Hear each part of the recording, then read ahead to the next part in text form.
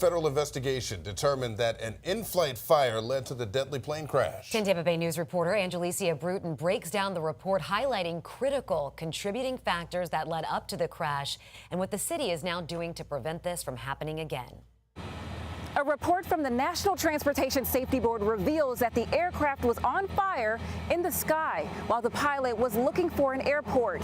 Moments later, the plane crashed into a mobile home community.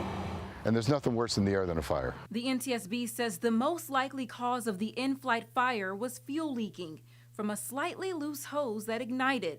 And the last annual inspection of the aircraft was November 2023. Plus, that fuel is under pressure to introduce it to the cylinders under reliable situations, so somewhere between 15 and 20 pounds of pressure is constantly put on that. So any leak, even a small leak, is going to be magnified by the amount of pressure and amount of fuel working through the system. The report says the engine was installed 7 years before the crash, and it is likely that unknown maintenance personnel failed to adequately torque the fuel hose B-nut. It's amazing how an airplane can fly with any number of things going wrong and how little it takes to actually bring an airplane down. Aviation expert Mark Weinkratz says the best thing to do is find a place to put the plane down ASAP.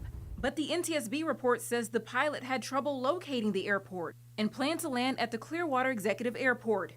The report says the airport with which the pilot was unfamiliar was not towered, located in a densely populated area, and not equipped with a rotating beacon. Since the crash, the city of Clearwater says it has installed a rotating beacon and must finish the electrical work before it's fully operational. If you don't know where to look, even with runway lights on, it's difficult to see them. We're not out in the middle of farm country here.